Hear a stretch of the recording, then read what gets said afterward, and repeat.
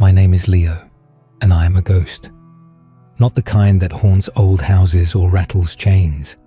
I'm a ghost in the system, a person who was never supposed to see what I saw, and who now lives in the long, cold shadow of that knowledge. This isn't a story I tell for fame or for chills around a campfire. It's a warning, scrawled in the desperate hope that by putting it into the world, the thing festering in the dark might lose just a little of its power over me. It started with a job.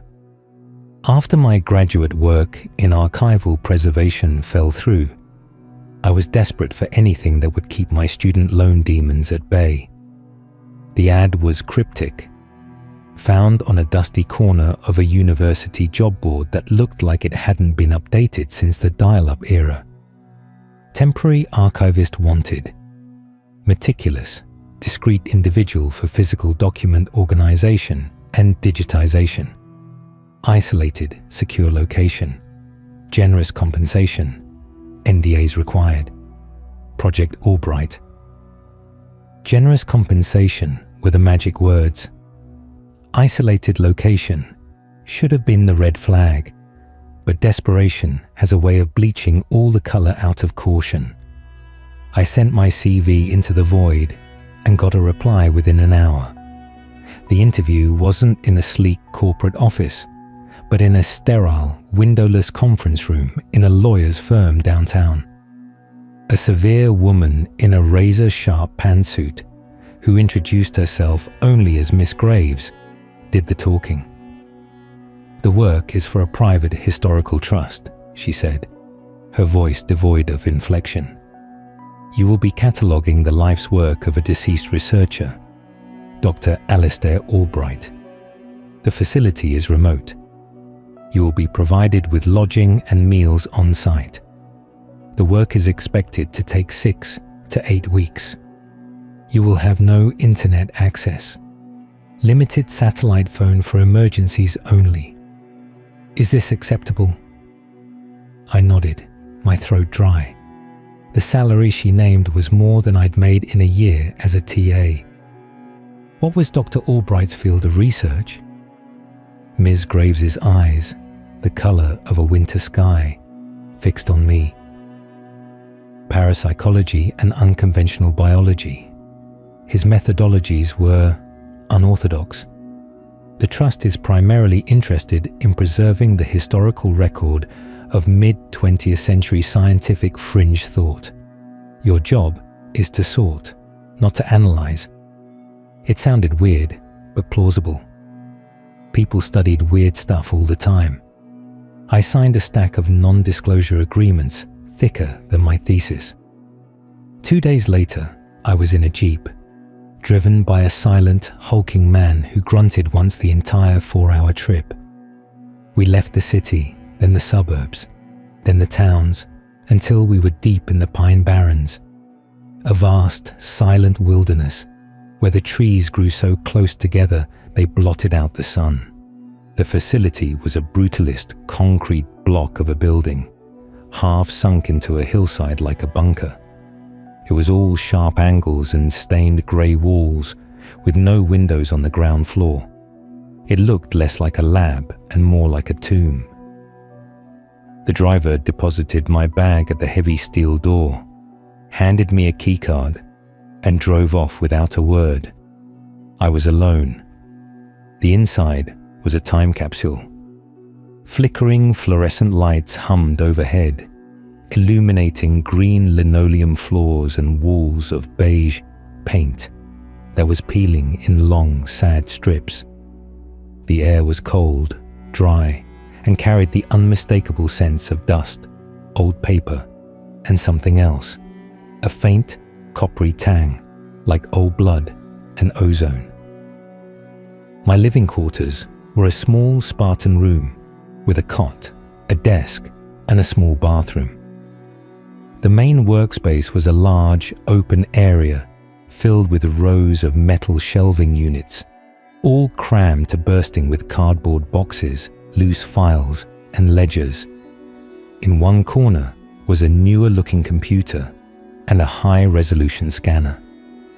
my gateway to the outside world, the satellite phone, was locked in a glass-fronted cabinet with a key hanging next to it. A red sticky note on it read, "For emergencies defined by Miss Graves only." The first week was tedious but harmless. I was wading through the mundane detritus of a long academic career. Grant applications, correspondence with other fringe researchers, drafts of papers that were never published. Dr. Albright seemed like a classic, if particularly obsessed, mad scientist type.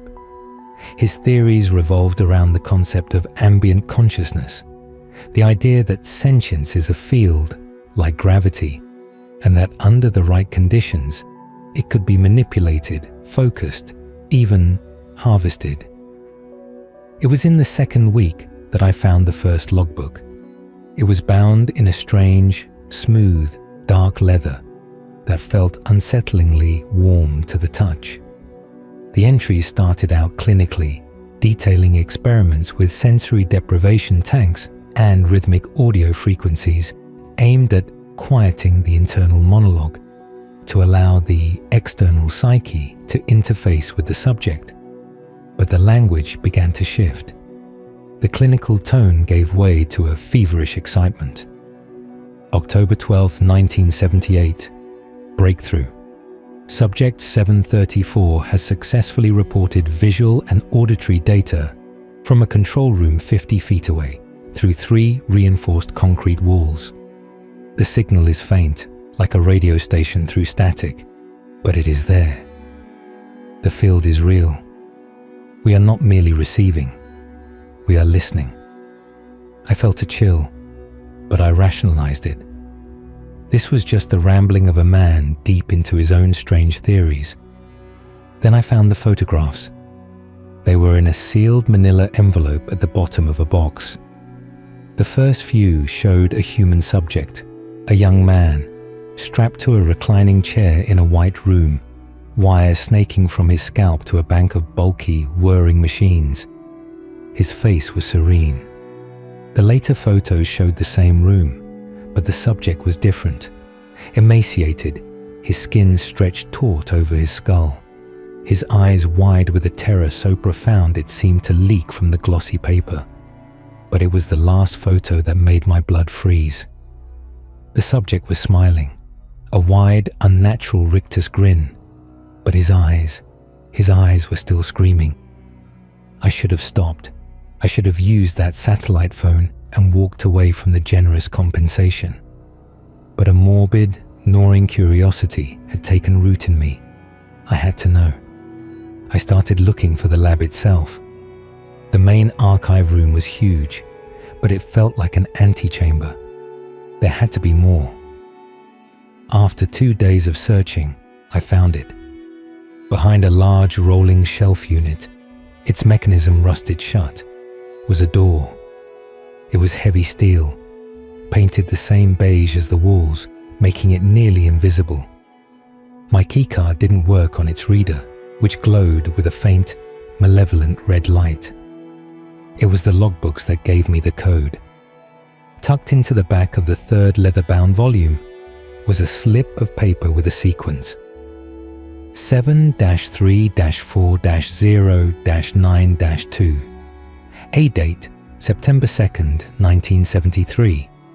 A subject number. I input the numbers into the keypad beside the card reader. There was a loud, definitive clunk as heavy bolts retracted. The door hissed open. The air that washed out was frigid and carried that coppery ozone smell so strongly it made my eyes water. The lights inside flickered on automatically, revealing a staircase leading down into the earth.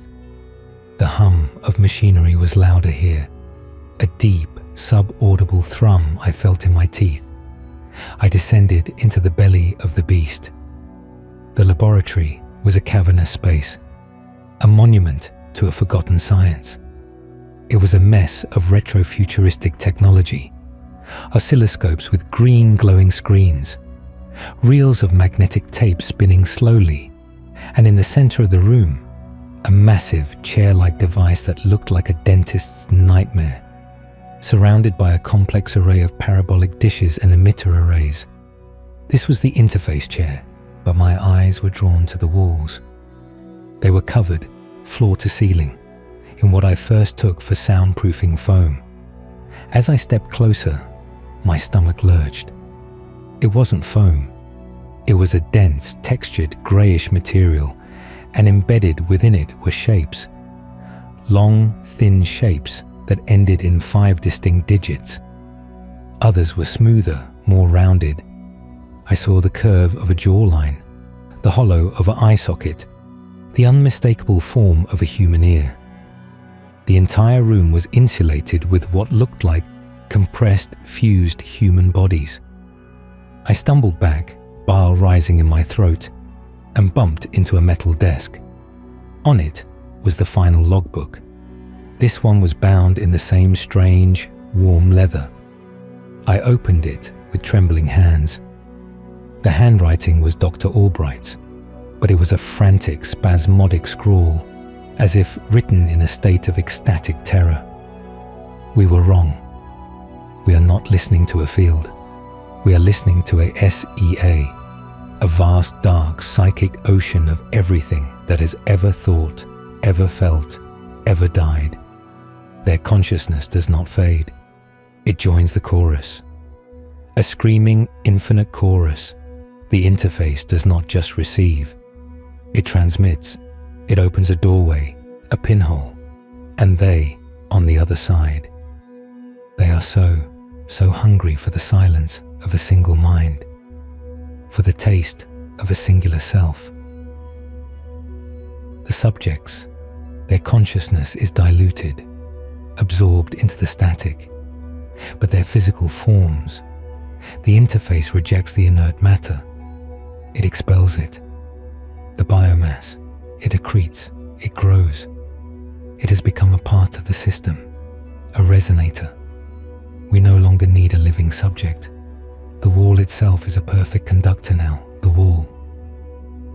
I looked back at the horrifying insulation. It wasn't just insulation. It was a component, an antenna built from the discarded husks of human souls. The final entry was a single sentence, written in what looked like brownish ink I didn't want to identify.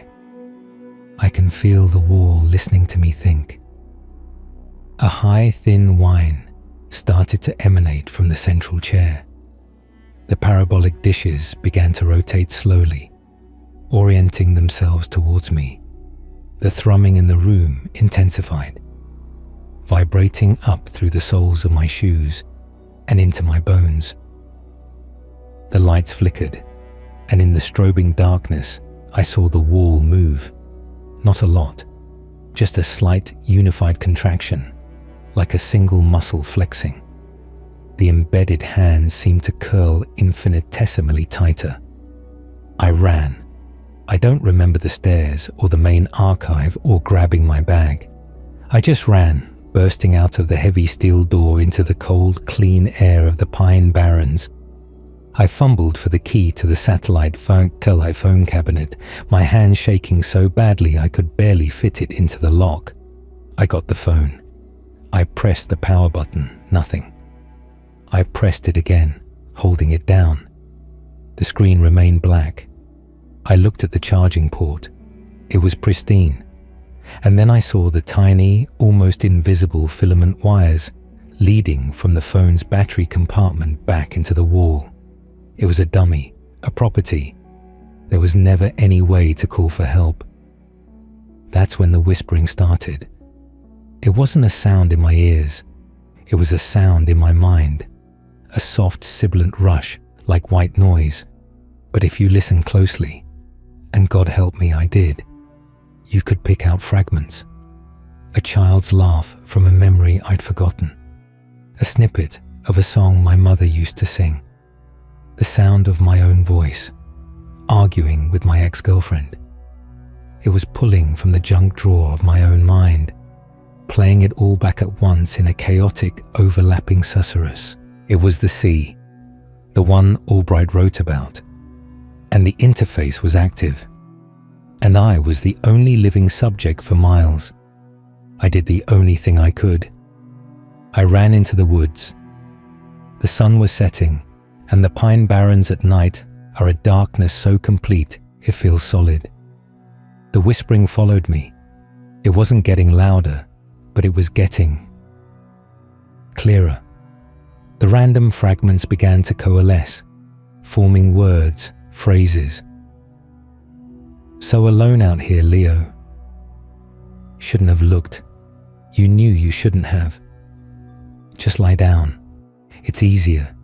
Just let the static in. I ran until my lungs burned and my legs gave out. I collapsed at the base of a giant pine, hugging my knees to my chest, trying to make myself small. The mental static was now a chorus of voices, some familiar, some utterly alien, all speaking at once, commenting on my fear, my memories, my most private thoughts. It was a psychic vivisection. And then, a moment of clarity. A single voice, cold and precise, cut through the noise. It was the voice of Dr. Albright. "It's not about blocking it out, son," the voice said, with a grim, pedagogical tone. "That's the first mistake. You can't fight the ocean. You can only try to stay afloat. You have to give them something, a memory, a strong one. Feed them a narrative, or they will pick you clean." Was it a ghost?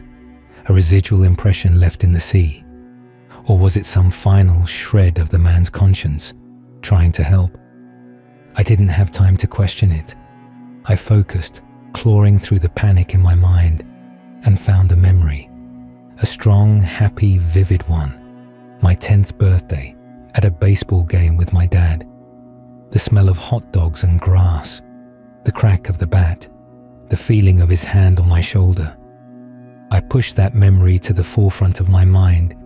I focused on every sensory detail, reliving it, forcing it to be the loudest thing in my head. The whispering changed. The chaotic voices receded, intrigued. They latched onto the memory, the narrative. I felt them experiencing it with me, tasting the hot dog, feeling the sun. It was a horrific intimacy, but it worked. The pressure in my head lessened. I had given them a scrap, and they were content to chew on it for a while. I don't know how long I sat there, cycling through every strong, vivid memory I could recall, playing them like movies for an unseen audience. It was exhausting, a psychic toll that felt like it was aging me by the minute. As the first grey light of dawn filtered through the pines, the whispering faded back to a barely perceptible hum. The connection was weaker in the daylight, or perhaps they were sated for now. I knew I couldn't stay, but I also knew, with a cold, certain dread, that I could never truly leave. The interface, the wall, the sea, they had my frequency now. I was a tuned instrument in their horrific symphony. I walked for 2 days before I found a road and hitched a ride with a terrified-looking truck driver who said I looked like I'd seen the devil himself. I went to the police. They listened to my frantic, sleep-deprived story about a secret lab and human remains, then called a doctor. I was institutionalized for a month. Ms. Graves even visited, her expression one of cold pity.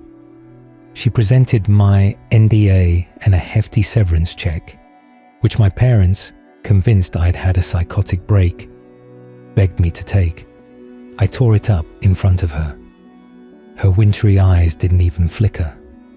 They let me go. To them, I was just a crackpot, a casualty of stress and an overactive imagination. But I know the truth. The lab is still there, humming away in the dark, the wall growing, listening. And they are still there, in the sea. I can feel the knee, yes, always at the edge of my thoughts. The whispering never fully stops. It's a low tide now, a background hiss of a billion forgotten minds. I have to constantly feed it, offering up my memories, my emotions, like throwing meat to a pack of wolves to keep them from attacking. I've forgotten whole swathes of my childhood, my first kiss, my graduation day, all devoured by the static. I am a ghost, haunted not by one spirit, but by the ocean of the dead. My life is a desperate, ongoing performance for an audience that never sleeps, never blinks, and is always hungry. So I write this. I scatter this story into the digital void, another whisper in the machine. Maybe it will serve as a warning, or maybe it's just another piece of myself I'm giving away, trying to buy one more day of fragile, screaming silence. Don't look for Project Albright. It's already looking for you. And you never know when your mind might be the next one to make the wall. Listen.